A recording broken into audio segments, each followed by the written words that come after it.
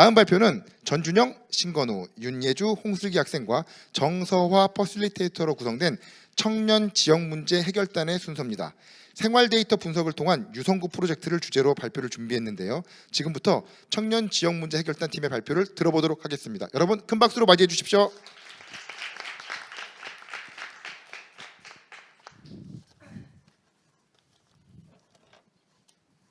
안녕하십니까. 청년 지역 문제 해결단 인사드리겠습니다.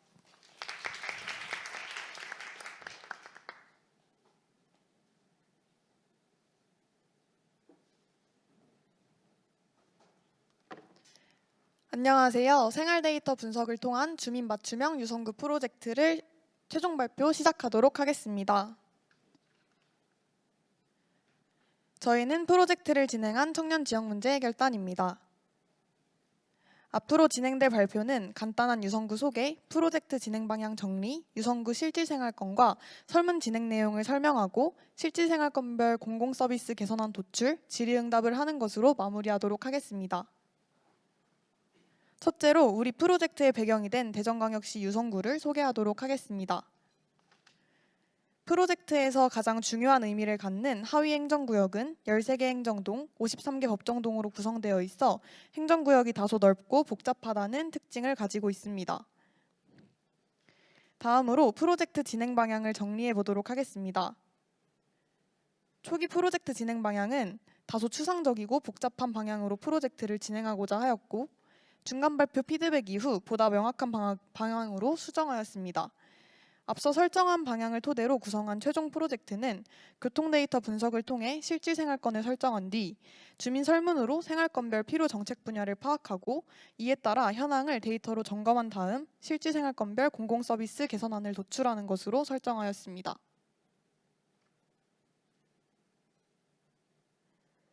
프로젝트의 진행 결과는 유성구청과의 협업과 데이터 분석으로 완성되었고 프로젝트의 기대 효과로는 복잡한 하위행정구역을 실질생활권으로 묶어 보다 실효적인 행정 수행이 가능하다는 것과 두 번의 설문을 통한 상향식 공공서비스 개선으로 적극적인 주민 니즈 충족이 가능하도록 하는 것입니다.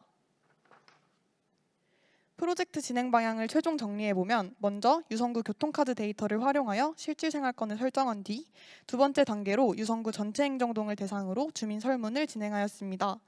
세 번째 단계에서는 실질생활권별 설문 결과를 취합하여 설문 기반 가설을 도출하였고 다음으로 설문에서 제시된 분야와 실제 생활 데이터가 보여주는 동별 현황을 상호 비교하였습니다. 다섯 번째 단계에서 데이터와 주민 의견을 종합하여 지역에 필요한 분야를 확정하였고 마지막으로 확정한 분야에 맞는 공공서비스 개선안을 도출하였습니다.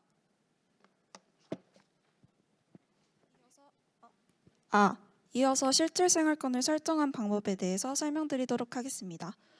우선 중간 발표회 때 말씀드렸던 것처럼 교통카드 빅데이터 통합정보 시스템을 통해 유성구의 법정동을 각각 출발지와 도착지로 연결하여 법정동 간의 통행량을 추출하였습니다. 이후에 추출한 통행량을 기반으로 I지역의 총 유출 통행량을 I지역에서 J지역으로의 통행량으로 나누면 I지역에서 J지역으로의 통행 유출률을 구할 수 있습니다. 각 법정동에서 J지역으로의 통행 유출률을 모두 더하면 J지역의 통행 영향도가 나옵니다. 이 영향도가 3 이상인 지역을 생활권의 중심지로 설정하였으며 중심권과의 인구 이동, 즉 통행량이 발생하면서 지리적으로 연결된 영향권을 생활권으로 설정하였습니다. 최종적으로 저희가 설정한 생활권은 총 7개이며 타 동과 연결이 현저히 적은 독립생활권과 생활인구가 현저히 적은 지역은 제외하여 설정하였습니다. 이렇게 설정한 7개의 생활권은 중심권을 기준으로 이름을 만들었습니다. 지도에서 빨간색으로 표현한 지역이 송광 관평 생활권, 분홍색 지역은 전민 생활권, 연두색 지역은 반석 지족 생활권, 그리고 초록색 지역은 공동 생활권, 하늘색 지역은 복명 생활권, 진한 회색 지역은 덕명 생활권, 마지막으로 남색 지역은 원내 생활권입니다. 그 외에 연한 회색 지역은 앞서 언급했듯이 타동과의 연결이 적은 독립생활권이나 생활인구가 적은 지역으로 생활권 구성에 포함하지 않은 지역입니다. 다음은 설문에 관한 내용입니다. 생활권 내 필요한 정책 분야를 발굴하고 전반적인 생활권에 대해 질문하기 위해 유성구청의 협조를 받아 설문조사를 진행하였습니다. 앞에 보이는 사진은 저희가 제작한 설문 내용의 일부이며 생활지역과 통근거리 등의 생활권 관련 질문과 니즈 파악을 위해 11가지 정책 분야에 대한 질문으로 구성하였습니다. 설문을 통해 11개 행정동에서 총 310개의 답변을 수집할 수 있었습니다.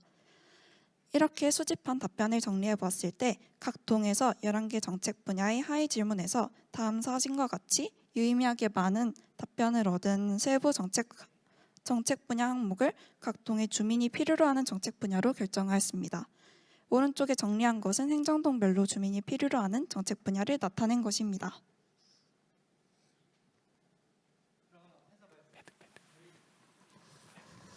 연구 방법과 설정한 실질 생활권에 따라 실질 생활권별 공공서비스 개선안을 도출해 보도록 하겠습니다. 각 생활권별로 3, 4개 정도의 정책을 도출하였으나 발표 시간 관계상 생활권별 1개 분야만 살펴보고 이에 대한 정책 개선안을 말씀드리도록 하겠습니다. 먼저 송강간평 생활권입니다. 송강간평 생활권에 속하는 행정동으로는 구직동과 간평동이 있는데요. 이 중 구직동 주민 33인을 대상으로 한 복지정책 관련 설문 결과 25명의 주민분들이 노인 관련 분야 공공서비스 개선이 필요하다고 답해 주셨습니다.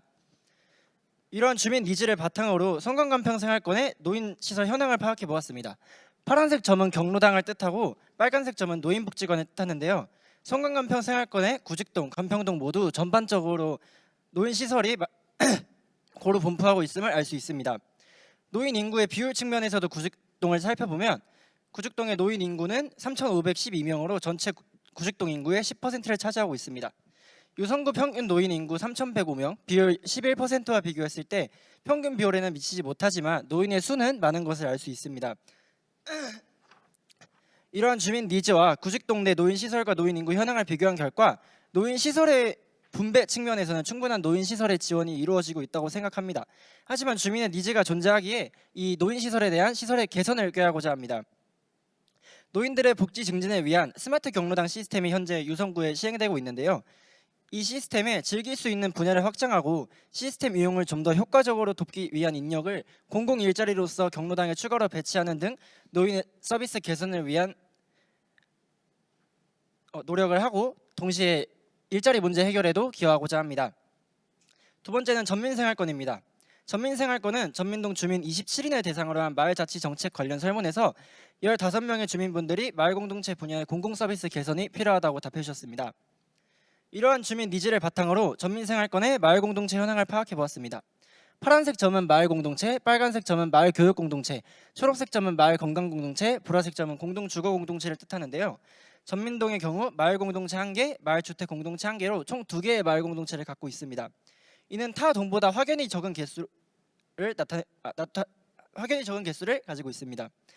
주민들도 마을공동체의 개선을 원하고 실제 지역의 현황도 마을공동체 개수가 적은 만큼 마을공동체 확충이 필요합니다. 이러한 마을공동체 확충의 과정에서 우리 청년지역 문제 해결단은 무작정 공동체의 확충을 말하는 것이 아닌 정말 주민들이 필요한 마을공동체를 확충하고자 합니다. 마을공동체 확충의 방법에 있어 특정 목적을 지닌 마을공동체가 필요한 주민들에게 계획서, 신청서 등을 받아서 진정으로 필요한 시설인지 확인 절차를 거친 후 마을공동체 추가 설립 문제를 논의하고 설립한다면 주민의 니즈와 정책의 효율성 두 마리 토끼를 모두 잡을 수 있는 정책 집행이 될 것입니다. 세 번째는 반석지족 생활권입니다. 반석지족 생활권에 속하는 행정동으로는 노은 1동, 2동, 3동이 있습니다. 이 중 노은 1동 주민 25인을 대상으로 진행한 설문 결과 교육정책 분야에서 15명의 주민분들이 아동 친화 및 청소년 육성 보호 분야의 공공서비스 개선이 필요하다고 답해 주셨습니다. 이러한 주민 니즈를 바탕으로 반석지족 생활권의 아동 청소년 시설 현황을 파악해 보았습니다. 이 사진에서 노란색 점은 어린이집, 초록색 점은 지역아동센터, 파란색 점은 아동복지시설을 뜻하는데요. 아동 청소년 인구의 비율 측면에서도 이제 노은 1동을 살펴보도록 하겠습니다. 노은 1동의 아동 청소년 인구는 총 1,775명으로 전체 노은 1동 인구의 8.3%를 차지하고 있습니다. 유성구 평균 아동 청소년 인구 2,449명, 8.9%에 미치지는 못하는 숫자로 모두 평균보다 적게 나타나고 있습니다. 하지만 노은 1동 지역은 여기 사진에 보시다시피 노은역이라고 있는데요. 저 노은역 양쪽으로 학원가가 굉장히 크게 존재하고 있습니다. 그리고 노은 1동의 주민 의견에 따르면 반석지족 생활권은 다른 생활권보다도 행정구역의 경계가 매우 뚜렷하지 않다고 이야기합니다. 이러한 점을 고려해 봤을 때 주변의 주거 지역에서 노은 일동으로의 아동 청소년 인구 유입이 굉장히 많을 것으로 예상됩니다. 노은 일동과 반석지족 생활권의 지역 구조, 주민들의 의견을 종합해 봤을 때 학원 등을 통원하며 시간이 비는 경우에 편안히 휴식을 취할 수 있고 지역 학생들 간의 사교 활동도 진행할 수 있으며 근처 유해 상권의 영향을 줄일 수 있도록 학생의 휴식 공간을 노은 일동과 반석지족 생활권에 설치하는 것을 정책으로 제안합니다.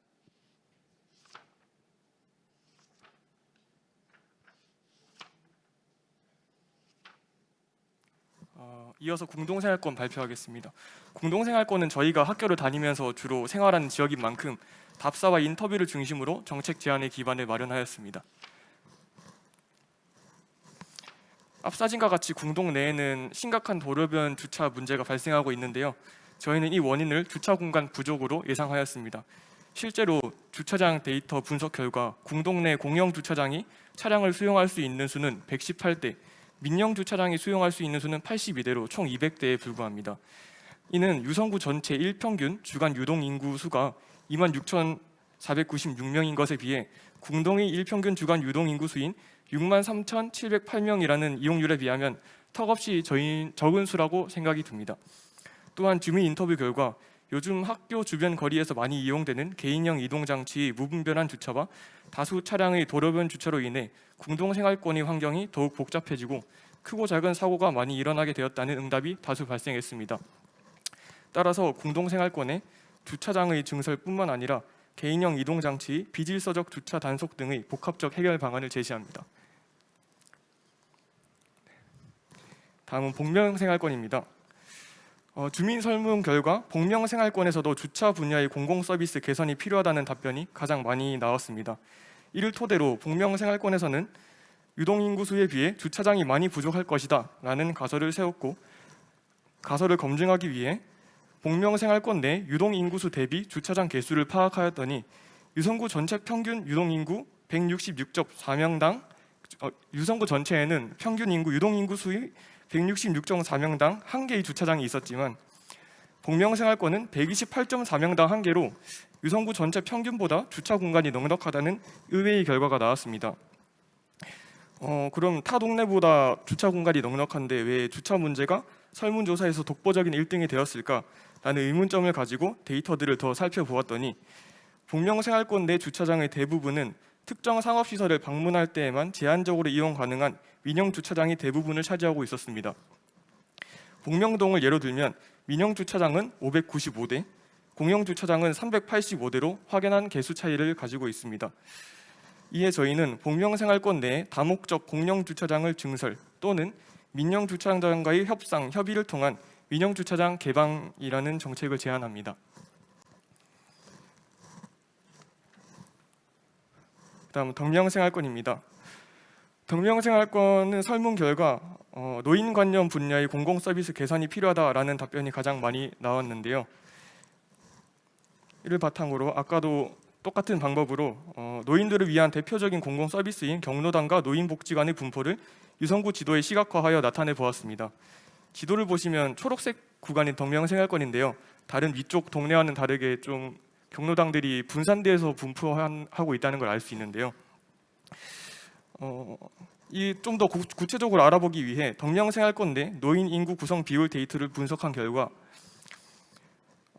노인의 비율은 11%로 유성구 평균 노인의 비율인 11.1%와 비슷한 수치를 가지고 있었습니다. 이를 봤을 때 앞 시각화 자료에서 봤던 것처럼 경로당의 수가 적고 분산되어 분포하고 있어 타 지역에 비해 경로당에 대한 접근이 어려울 것이라는 결론을 도출하였습니다.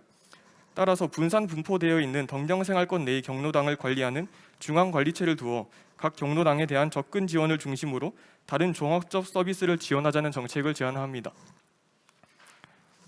마지막으로 원내생활권입니다. 원내생활권은 주민면담, 답사, 지역 데이터 분석을 중심으로 정책 제안의 기반을 마련하였는데요. 지역 데이터 분석 중 타동에 비해 노인 인구가 확연히 많아 노인 관련 분야의 공공 서비스 개선으로 주제를 설정하였습니다. 이 지역도 마찬가지로 경로당과 노인복지관 시각화 자료를 이용하였습니다. 유성구 평균 노인 비율은 원내생활권은 유성구 유성구 전체의 평균 노인의 비율은 아까 말씀드렸다시피 11.1%였습니다. 하지만 원내 생활권에는 노인 인구 비율이 16%, 숫자는 4,139명으로 비율과 수 모두 압도적으로 높은 것을 알 수 있는데요. 또한 주민 인터뷰 결과 원내동 내 저소득층 인구가 많다는 사실을 알 수 있었습니다. 따라서 기본적인 욕구를 충족시키지 못하는 저소득층 노인을 위해 의료, 교통 등 다양한 서비스를 제공하는 노인복지관 설립을 제안합니다. 저희가 여러 생활권을 다루다 보니까 많은 내용이 있었는데 좀 압축돼서 정리하다 보니 질문이 많을 것이라고 예상됩니다. 그래서 좀 이따 질문 시간에 부담 없이 질문 주시면 감사하겠습니다. 청년 지역 문제 해결단 발표 이제 마치겠습니다. 감사합니다. 네,